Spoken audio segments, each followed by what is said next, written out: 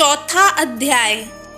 ऋषि बोले, अत्यंत पराक्रमी उस दुरात्मा महिषासुर एवं उसकी सेना के देवी द्वारा मारे जाने पर इंद्र आदि देवतागण अपनी वाणियों द्वारा देवी जी की स्तुति करने लगे।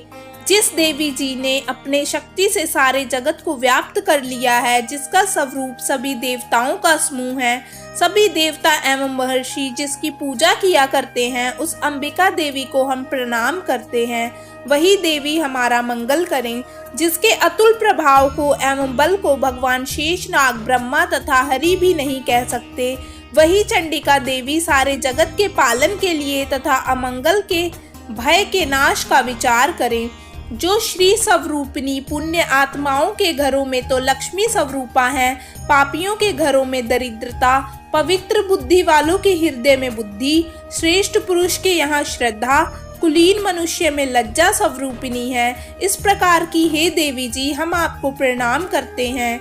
हे भगवती, आप विश्व का पालन करें। हे मातेश्वरी, आपके इस अचिंत्य रूप का, असुरों के क्षय करने वाले आपके महान पराक्रम का एवं देवता तथा असुरों के सामने संग्राम में किए गए आपके अद्भुत चरित्रों का वर्णन हम किस प्रकार से कर सकते हैं। हे भगवती, आप संपूर्ण जग का कारण हो। सत्व रज तम इन तीन गुणों वाली होते हुए भी आप अजेय हो। दोषों के कारण हम लोग आपको जान ही नहीं सकते। हम तो क्या, विष्णु शिव आदि भी आपका पार नहीं पा सकते। आप सबकी आश्रय हो एवं आप आज्ञा अव्यकृता परा प्रकृति हो। हे देवी जी, सभी यज्ञों में जिसके उच्चारण करने से सभी देवता तृप्त हों, आप ऐसा अचिंत्य महाव्रत स्वरूप हो और संपूर्ण दोषों से रहित, इंद्रियों को वश में करने वाले, तत्व को ही सार जानने वाले मोक्षार्थी मुनिजन जिसका अभ्यास करते हैं, वह देवी भगवती पराविद्या आप हो। आप शब्द स्वरूपा हो। परम पवित्र ऋग्वेद, यजुर्वेद एवं मनोहर उद्गीत के पदों के पाठ से युक्त सामवेद का आप निधान हो। वेद त्रयी देवी हो। 6 गुणों से संपन्न आप भगवती हो।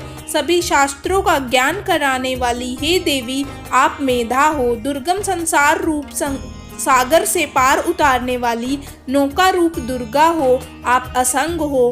कैटभ दैत्य के शत्रु विष्णु के वक्षस्थल पर निवास करने वाली आप लक्ष्मी स्वरूपा हो एवं चंद्रमा को मस्तक पर धारण करने वाले भगवान शंकर से सम्मानित आप गौरी हो। यद्यपि आपका मुख सुंदर तथा परिपूर्ण चंद्रमा के बिंब का अनुकरण करने वाला एवं निर्मल मंद मुस्कान से शोभित है। इस प्रकार के निर्मल मंद मुस्कान से शोभित चंद्र मुख को देखकर क्रोध से परिपूर्ण महिषासुर ने झट ही आप पर प्रहार किया। यह एक अद्भुत बात है। उससे भी अतीव अद्भुत एवं विचित्र बात तो यह है कि जब वह मुख क्रोध से युक्त था, उदय होते हुए चंद्रमा की भांति लाल लाल था, तनी हुई भौहें अति विकराल थी। ऐसा देखकर महिषासुर ने अपने प्राण तुरंत वहीं पर नहीं छोड़ दिए।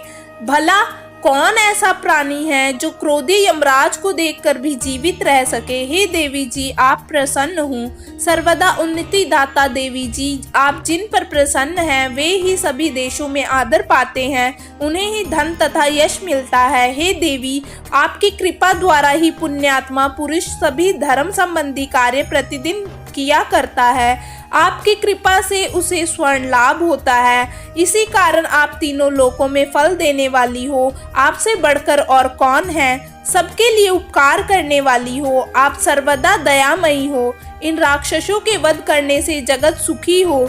ये राक्षस कभी नरक के लिए चिरकाल तक भले ही पाप करते रहे हों। संग्राम में इनका वध आपने इसलिए किया कि मुझसे मारे हुए ये स्वर्ग चले जाएं। यही मन में रखकर हे देवी, आप पापियों का वध करती हो। आप असुरों को केवल देखने मात्र से भस्म क्यों नहीं करती? शत्रुओं पर शस्त्रों का प्रहार क्यों कर दिया करती हो? इसका भी कारण है, क्योंकि शत्रुगण मेरे शस्त्रों से मरकर पवित्र होकर उत्तम लोकों में पहुँचे। इस प्रकार आपके यह विचार अति उत्तम है। आपका शील स्वभाव दुराचारियों के दुष्ट स्वभाव को निवृत्त करने वाला है और आपका रूप अचिंत्य है। उसकी अन्य किसी के साथ तुलना नहीं हो सकती। आपका पराक्रम तो देवताओं के पराक्रम को नाश करने वाला एवं दैत्यों का नाश करने वाला है। इसी प्रकार आप शत्रुओं पर भी दया किया करती हो। आपके पराक्रम की तुलना हे देवी किसके साथ हो सकती है? आपके रूप भी तो परम मनोहर हैं, परंतु शत्रुओं के लिए भयदायक हैं। हे वरदायिनी, त्रिलोकी भर में यह आप में ही दिखाई देते हैं। हे देवी जी, शत्रुओं का नाश करके इस सारी त्रिलोकी की आपने रक्षा की। संग्राम भूमि में उन दैत्यों का विनाश करके उन्हें स्वर्ग में पहुंचा दिया और वहां हमारा भय भी दूर कर दिया, जो कि हमें उन्मत्त दानव डराया करते थे। हे माता, आपको नमस्कार है। हे देवी, हमारी शूल से रक्षा करें। हे अंबिके, खड्ग द्वारा हमारी रक्षा करें एवं घंटा के शब्द तथा धनुष के टंकार से भी हमारी रक्षा कीजिए। हे चंडिके, पूर्व पश्चिम दक्षिण में हमारी रक्षा करें। अपने त्रिशूल को घुमा घुमा कर उत्तर में भी हमारी रक्षा कीजिए। ऋषि बोले, इस प्रकार देवी जी की देवताओं ने स्तुति की और नंदन वन में उत्पन्न हुए फूलों तथा गंध चंदन आदि से जगत की माता की उपासना की। सभी देवताओं ने भक्ति पूर्वक दिव्य धूपों द्वारा अर्चना की। तब देवी प्रसन्न मुख होकर उन देवताओं से बोली, हे सभी देवताओं, अपनी अभिलाषा के अनुसार आप सब हमसे वर मांगो।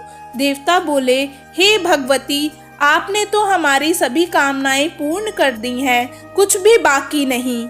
हमारे इस महिषासुर शत्रु का आपने वध कर दिया। फिर भी यदि प्रसन्नता पूर्वक हमें वर देना चाहती हो तो हे माता, यह वर दीजिए कि जब जब भी हम आपका स्मरण करें तब तब हमारी बड़ी बड़ी आपत्तियां आप दूर करें। हे प्रसन्न वदने मातेश्वरी, जो भी मनुष्य इन स्तुतियों द्वारा आपकी स्तुति करे उसे वित्त रिद्धि वैभव दीजिए। हे अंबिके, हम पर सदा प्रसन्न रहिए। ऋषि बोले, राजन, जब देवताओं ने अपने तथा जगत के कल्याण के लिए इस प्रकार वर मांगा, तब उन्हें तथा अस्तु कहकर भद्रकाली अंतर्ध्यान हो गई। हे राजन, पूर्व काल में तीनों लोकों का हित चाहने वाली देवी का देवताओं के शरीर से जैसे प्राकट्य हुआ, वह सारी कथा मैंने आपको कह सुनाई। चौथा अध्याय संपन्न। जय माता दी।